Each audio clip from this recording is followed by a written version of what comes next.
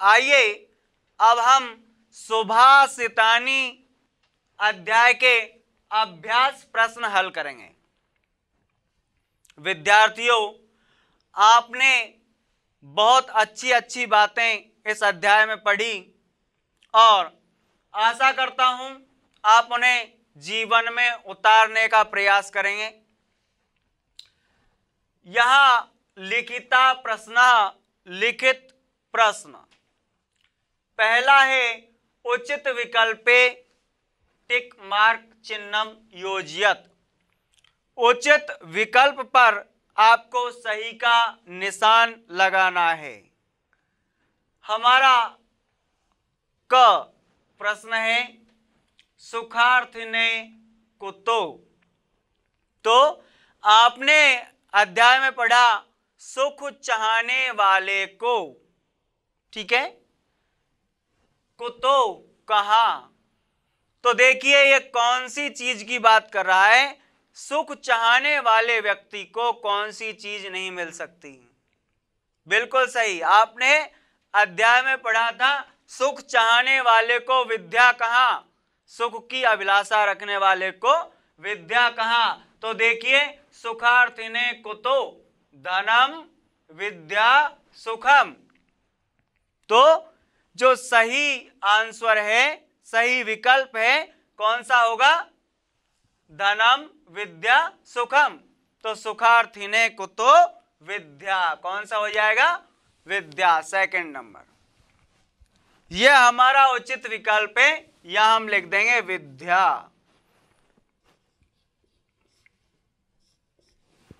क्या लिख देंगे, विद्या। सुखार्थिने कुतो विद्या, सुख चाहने वाले को, सुख की अभिलाषा रखने वाले को विद्या कहाँ। ख, विद्यार्थी त्यजेत। विद्यार्थी को क्या त्याग देना चाहिए, विद्यार्थी त्यजेत। तो आपने अध्याय में पढ़ा विद्यार्थी को क्या त्याग देना चाहिए, सुखम। विद्यार्थी को सुख त्याग देना चाहिए, क्योंकि विद्यार्थी परिश्रम करेगा, मेहनत करेगा, ठीक है, तो वह विद्या प्राप्त कर सकता है। और विद्यार्थी आराम करेगा, ठीक है, आराम करेगा तो वह विद्या प्राप्त नहीं कर सकता। इसलिए विद्यार्थी त्यजेत सुखम, सुखम धनम विद्या। तो विद्यार्थी को क्या छोड़ देना चाहिए, सुख छोड़ देना चाहिए। विद्यार्थी को सुख की इच्छा नहीं रखनी चाहिए, उसे सुख प्राप्त नहीं हो सकता जब तक वह विद्या प्राप्त कर रहा है। तो यहां हम क्या लिख देंगे, विद्यार्थी त्यजेत सुखम। क्या हो जाएगा, विद्यार्थी त्यजेत सुखम। विद्यार्थी को सुख त्याग देना चाहिए, छोड़ देना चाहिए। रिक्त स्थान ही कार्याणि सिद्ध्यन्ति। कार्य सफल होते हैं। तो आपने अध्याय में पढ़ा क्या करने से कार्य सिद्ध होते हैं, ऐसा क्या किया जाता है जिससे कि कार्य सिद्ध होते हैं। तो कार्य सिद्ध करने के लिए क्या जरूरी है, कार्य सिद्ध करने के लिए परिश्रम जरूरी है, मेहनत जरूरी है। संस्कृत में से क्या कहेंगे, उद्यम, ठीक है। तो उद्यमेन ही सिद्ध्यन्ति कार्याणि ने मनोरथ है, आपने अध्याय में पढ़ा। उद्यमेन ही सिद्ध्यन्ति कार्याणि ने मनोरथे। कार्य जो होते हैं वे परिश्रम से सफल होते हैं, न कि मन में इच्छा रखने से। तो इसका जो सही विकल्प होगा मनोरथै उद्यमेन और स्वतः। तो उद्यमेन ही सिद्ध्यन्ति, क्या हो जाएगा, उद्यमेन, परिश्रम से ही, ठीक है, हम यहां लिख देंगे उद्यमेन।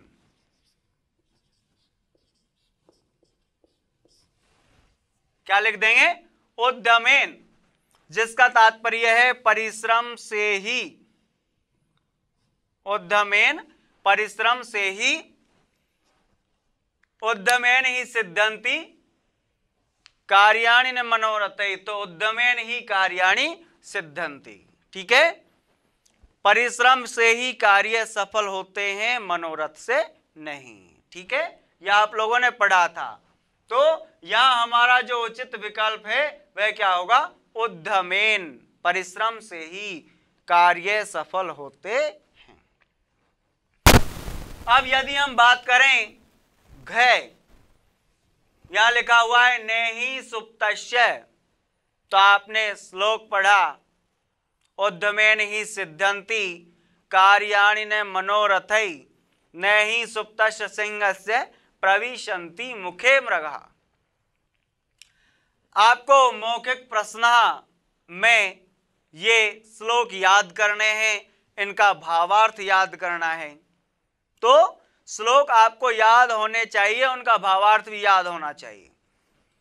नेहि सुप्तस्य सिंहस्य प्रविशन्ति मुखे मृगः, तो नेहि सुप्तस्य तो नरस्य, छात्रस्य और सिंहस्य। तो हमारा सही विकल्प जो होगा वो क्या हो जाएगा? सिंहस्य हो जाएगा। सही विकल्प क्या हो जाएगा? सिंहस्य हो जाएगा। सिंहस्य पे हम टिक मार्क करेंगे। ठीक है, और यहां पे नोट भी कर देंगे सिंहस्य। उद्यमेन ही सिद्धंति, ठीक है, ये ऊपर हो गया। नीचे वाला है नेहि सुप्तस्य सिंहस्य प्रविशन्ति मुखे मृगः, और सोते हुए शेर के मुंह में मृग यानी हिरण प्रवेश नहीं कर सकता। शेर को भी अपने भोजन के लिए परिश्रम करना पड़ेगा, मेहनत करनी पड़ेगी, शेर का पीछा करना पड़ेगा, उसे पकड़ना पड़ेगा। तो बिना परिश्रम के संसार में किसी को कुछ नहीं मिलता है। केवल मन बना लेने से कुछ नहीं होता, हमें परिश्रम करना पड़ता है, तब जाकर कहीं सफलता मिलती है। तो यही बात करता है यह श्लोक। हमारा दूसरा अभ्यास प्रश्न है, कहता है रिक्त स्थानानि पूर्यत, रिक्त स्थानों की पूर्ति कीजिए। तो क रिक्त स्थान है, कहता है कुतो विद्या, रिक्त स्थान कुतो विद्या, रिक्त स्थान कुतो सुखम। आपने अध्याय में श्लोक में पढ़ा था कि विद्या, सुख चाहने वाले को विद्या कहाँ और विद्या चाहने वाले को सुख कहाँ। इसलिए विद्यार्थी को सुख की इच्छा छोड़ देनी चाहिए और सुख चाहने वाले को विद्या की इच्छा छोड़ देनी चाहिए। सुख चाहने वाले को विद्या प्राप्त नहीं हो सकती। तो यहां कुतो विद्या कुतो सुखम, तो खाली जगह कुतो विद्या, कैसे व्यक्ति को विद्या नहीं मिल सकती? तो सुखार्थिने, किसको? सुखार्थिने। ये हो जाएगा सुखार्थिने, मतलब है सुख चाहने वाले को, सुख की अभिलाषा रखने वाले को कुतो विद्या, सुख चाहने वाले को विद्या कहा। और विद्यार्थी ने कुतो सुखम, दूसरे रिक्त स्थान में क्या आ जाएगा? विद्यार्थी ने। सुखार्थी ने कुतो विद्या, विद्यार्थी ने कुतो सुखम, सुख चाहने वाले को विद्या कहा, विद्या चाहने वाले को सुख कहा। ठीक है, सुखार्थी ने कुतो विद्या, विद्यार्थी ने कुतो सुखम। विद्यार्थी को कभी सुख नहीं मिल सकता। और सुखार्थी व त्यजेत विद्या और विद्यार्थी व त्यजेत सुखम।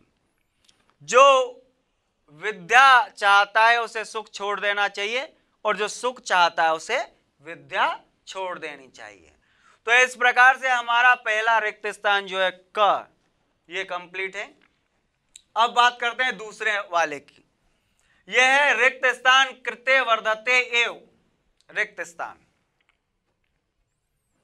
ठीक है, कृते वर्धते, तो पहले रिक्त स्थान है। रिक्त स्थान में क्या आ जाएगा? मैंने आपको विद्या के विषय में अध्याय में बताया, विद्या एक ऐसा धन है जिसे चोर चुरा नहीं सकता, राजा जिसका हरण नहीं कर सकता, भाई जिसका बंटवारा नहीं कर सकता, नहीं जिसमें वजन है। और जितना हम विद्या को खर्च करेंगे उतनी ही विद्या बढ़ेगी। इसलिए विद्या धन जो है वह सभी धनों में प्रधान धन है। विद्या को प्रधान धन का दर्जा प्राप्त है।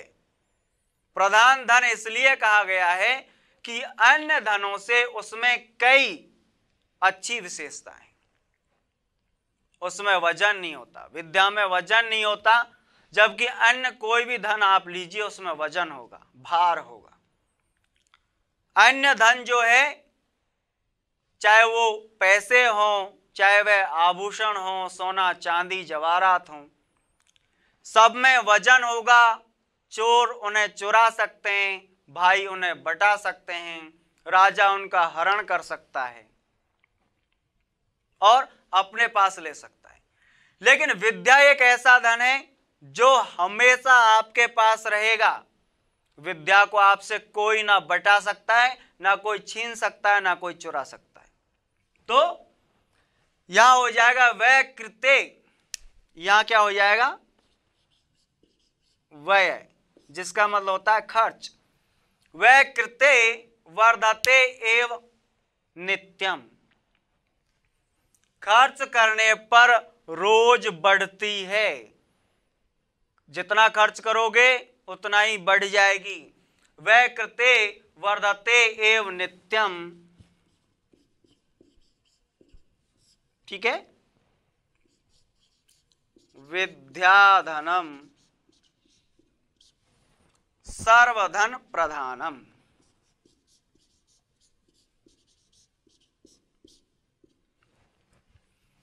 विद्याधनम सर्वधन प्रधानम। तो वह कृते वर्धते एव नित्यम विद्याधनम सर्वधन प्रधानम। वह करोगे, खर्च करोगे, उतना बढ़ जाएगी। इसलिए विद्याधन जो है वह सभी धनों में प्रधान धन है। अगला है नेहि, खाली जगह, यानी नेहि रिक्त स्थान, सिंहस्य रिक्त स्थान, मुखे और फिर रिक्त स्थान, ठीक है। तो यह पूरा हो जाएगा। नेहि, या हम लिखेंगे सुप्तस्य, क्या लिखेंगे?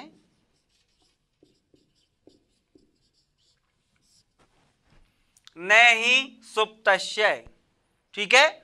और सिंहस्य, सिंहस्य के बाद में क्या आएगा? प्रविशन्ति, प्रविशन्ति।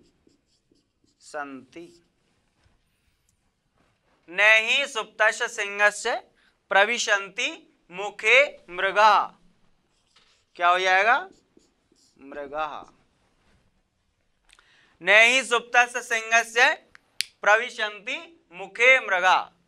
ठीक इसी तरीके से घर, यहां है ते, जिसका मतलब है वे, ठीक है।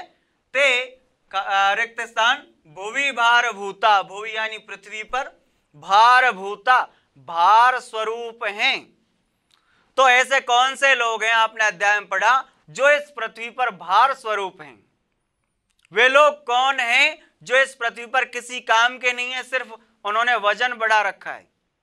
तो ते मृत्यु लोके, क्या हो जाएगा? मृत्यु लोके, यानी वे इस संसार में भुवि भार भूता, इस पृथ्वी पर भार स्वरूप हैं, ठीक है। तो इस प्रकार से ये पहला और दूसरा अभ्यास प्रश्न हल होंगे। आइए अब हम तीसरा अभ्यास प्रश्न देखते हैं। आइए विद्यार्थियों, अब हम तीसरा अभ्यास प्रश्न हल करेंगे। हमारा तीसरा अभ्यास प्रश्न है वह कहता है विभक्ति वचनम च लिखत, विभक्ति और वचन लिखिए। ठीक है, तो विभक्ति और वचन लिखने के लिए हमारे पास सबसे पहला जो शब्द है वह है विद्या। तो विद्या में कौन सी विभक्ति है और कौन सा वचन है? तो विद्या जो है इसमें प्रथमा विभक्ति है। कौन सी है? प्रथमा। ये तो विभक्ति होगी इसमें, और वचन क्या होगा? एक वचन। ठीक है, क्या हो जाएगा? एक वचन हो जाएगा। ठीक है, ठीक इसी प्रकार से हमारा दूसरा जो है वह है कार्यसु। क्या होगा? कार्यसु। तो कार्यसु जो है इसमें होगा विद्या प्रथमा एक वचन और कार्यसु सप्तमी बहुवचन। कार्यसु में क्या हो जाएगा? सप्तमी बहुवचन। ठीक है, सप्तमी में क्या होगा? कार्यसु में क्या होगा? सप्तमी बहुवचन हो जाएगा। विद्या में प्रथमा एक वचन, कार्यसु में सप्तमी बहुवचन। ठीक है, और उद्यमेन, उद्यमेन जो है, उद्यमेन में क्या हो जाएगा? तृतीया। उद्यमेन जो है इसमें विभक्ति कौन सी होगी? तृतीया, और वचन हो जाएगा एक वचन। तृतीया, ठीक है, और एक वचन। उद्धमेन, ठीक है, तो उद्धमेन जो है ग इसमें हो जाएगा तृतीया एक वचन। ठीक है, इस प्रकार से तृतीया एक वचन इसमें हो जाएगा। और अब बात करते हैं घ। घ में क्या है? सिंहस्य। ठीक है, तो सिंहस्य में क्या हो जाएगा? षष्ठी एक वचन। तो यहां क्या लिख देंगे? षष्ठी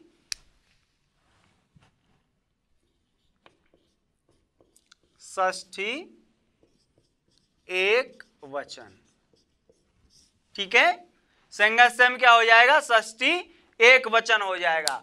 और अब बात करते हैं मनोरथई। ठीक है, मनोरथई जो है इसमें हो जाएगा तृतीया बहुवचन। क्या हो जाएगा?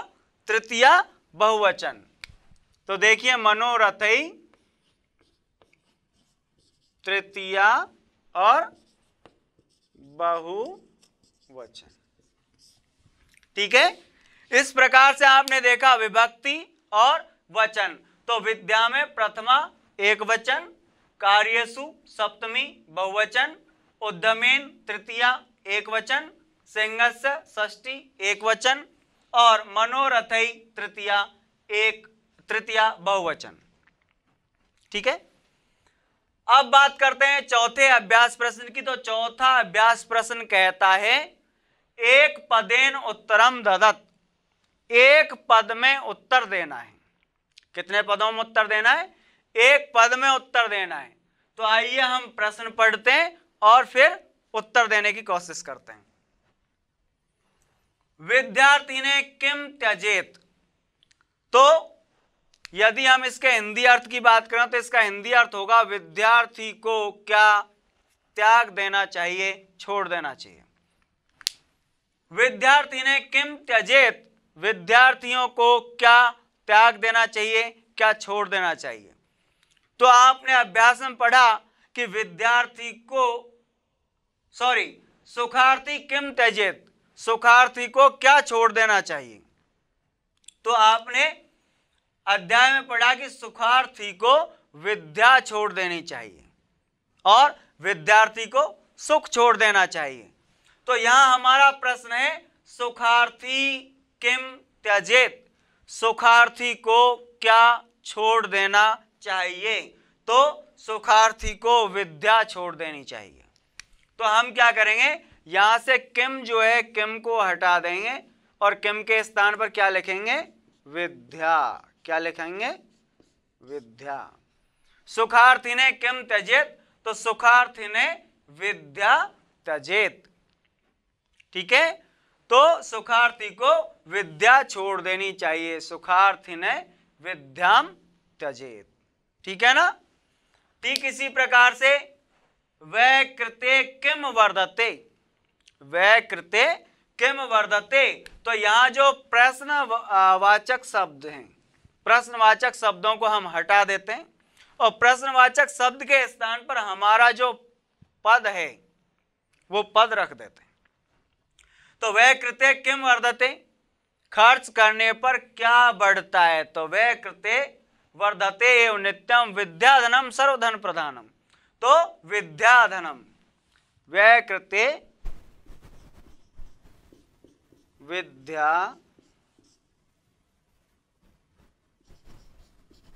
धनम, वै कृते विद्याधनम वर्धते, ठीक है। विद्यार्थी ने किम त्यजेत, तो विद्यार्थी को क्या छोड़ देनी, सुखार्थी ने किम त्यजेत, तो सुखार्थी को क्या छोड़ देनी चाहिए, सुखार्थी को विद्या छोड़ देनी चाहिए। सुख चाहने वाले को विद्या प्राप्त नहीं हो सकती, तो सुखार्थी ने विद्याम त्यजेत। और वै कृते किम वर्धते, तो वै कृते विद्याधनम वर्धते, व्यय करने पर, खर्च करने पर विद्याधन बढ़ता है। और जो सारे धन हैं वे खर्च करने पर घटते हैं, पैसे आप खर्च करोगे वे घटेंगे, ठीक है। लेकिन विद्याधन एक ऐसा धन है जिसे खर्च करने पर ये बढ़ेगा, घटेगा नहीं। अगले प्रश्न की बात करते हैं, किम धनम सर्वधन प्रधानम, या किम धनम सर्व प्रधानम अस्ति, कौन सा धन सभी धनों में प्रधान धन है, तो वही हम किम है जो है किम को हटा देंगे और क्या लिखेंगे, विद्या, क्या लिखेंगे, विद्या। तो विद्याधनम सर्व प्रधानम अस्ति, विद्याधन जो है वह सभी में प्रधान धन है।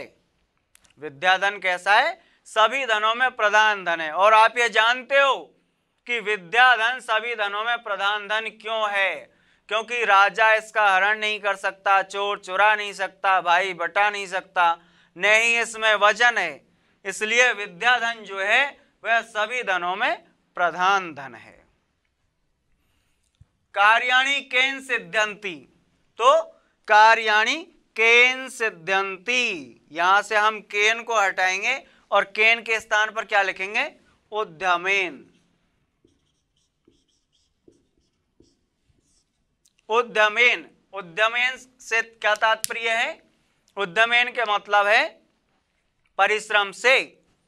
तो कार्याणि केन सिद्ध्यन्ति, कार्याणि यानी कार्य किससे सफल होते हैं, क्या करने से सफल होते हैं, तो कार्याणि उद्यमेन सिद्ध्यन्ति, कार्य परिश्रम से सफल होते हैं, ठीक है। इस प्रकार से ये हमारे प्रश्न हैं जिनका हमें एक शब्द में उत्तर देना है, एक पद में उत्तर देना है। यहां हमने विभक्ति और वचन लिखे, तो एक पद में उत्तर देना आप जान गए होंगे, एक बार फिर बता देता हूं। यहां जो प्रश्नवाचक शब्द जो होता है, प्रश्नवाचक शब्द को हम हटा देते हैं और उसके स्थान पर हमारा जो पद है उस पद को रख देते हैं। इस प्रकार से हमारा उत्तर बन जाता है। बाकी हम प्रश्न का हिस्सा उतारते हैं। यहां आगे प्रश्न का हिस्सा है, बीच में हमने विद्या जोड़ा और यहां त्यजेत, तो यह आंसर कंप्लीट हो जाता है, ठीक है। इसी प्रकार से आगे हम और पढ़ेंगे। तो आइए हम अगला प्रश्न, पांचवा अभ्यास प्रश्न हल करते हैं। आइए अब हम पांचवा अभ्यास प्रश्न हल करेंगे। पांचवा अभ्यास प्रश्न है, उचित मेलनम कुरुत, उचित मिलान कीजिए। क परहस्तगतम च, परहस्तगतम का मतलब होता है दूसरे के हाथ में गया हुआ। तो ऐसी कौन सी वस्तु है जो दूसरे के हाथ में चले जाने पर हमारे कोई काम की नहीं होती। अभ्यास में आपने पढ़ा, अध्याय में आपने पढ़ा कि किताबों में वर्णित ज्ञान और दूसरे के हाथ में गया हुआ धन संकट का समय पड़ने पर हमारे किसी काम के नहीं होते। तो आइए देखते हैं, परहस्तगतम च, दूसरे के हाथ में गया हुआ क्या, तो सुख, मृगाश्चरन्ति, प्रधानम और धनम। तो क्या हो जाएगा यहां पर उचित, धनम, दूसरे के हाथ में गया हुआ धन। हम दोनों को मिलान करेंगे, दूसरे के हाथ में गया हुआ धन। दूसरा है ख, विद्याधनम सर्वधन। तो आपने अध्याय में पढ़ा विद्याधन जो है सभी धनों में कैसा धन बताया गया है, प्रधान धन बताया गया है। उसकी कुछ विशेषताओं के कारण उसे सभी धनों में प्रधान धन का दर्जा मिलता है। तो विद्याधनम सर्वधन प्रधानम, क्या हो जाएगा इसका, प्रधानम। तो ये लीजिए, ठीक है, या हमने ये जोड़ दिया। अब बात करते हैं मनुष्य रूपेण। तो मनुष्य के रूप में आपने पढ़ा अध्याय में, मनुष्य के रूप में कौन कहां विचरण करते हैं, घूमते हैं। तो जैसा आपने श्लोक के भावार्थ में पढ़ा कि वे लोग जिनके पास ज्ञान, दान, तप, शील, धर्म ये सब कुछ नहीं है, वे लोग इस संसार में, इस पृथ्वी पर भार स्वरूप हैं, ठीक है। वे मनुष्य के रूप में इस पृथ्वी पर जानवरों की तरह घूमते हैं। तो मनुष्य रूपेण क्या हो जाएगा, मृगाश्चरन्ति, वे मनुष्य के रूप में जानवरों की तरह घूमते हैं। उनका रूप तो मनुष्य का है, ठीक है। तो मनुष्य रूपेण मृगाश्चरन्ति हो जाएगा। अब बात करते हैं विद्यार्थी त्यजेत। तो विद्यार्थी को क्या छोड़ देना चाहिए, विद्यार्थी त्यजेत सुखम, विद्यार्थी को सुख छोड़ देना चाहिए। ये लीजिए, ठीक है। तो अभी अभी आपने देखा, हमने उचित पद जो है उनका मिलान किया। परहस्तगतम च धनम, दूसरे के हाथ में गया हुआ धन, विद्याधनम सर्वधन प्रधानम, विद्याधन सभी धनों में प्रधान है। मनुष्य रूपेण मृगाश्चरन्ति, मनुष्य रूपेण मृगाश्चरन्ति, मनुष्य के रूप में वो पशुओं के समान घूमते हैं। विद्यार्थी त्यजेत सुखम, विद्यार्थी को सुख छोड़ देना चाहिए, ठीक है। आइए अब हम आगे देखते हैं।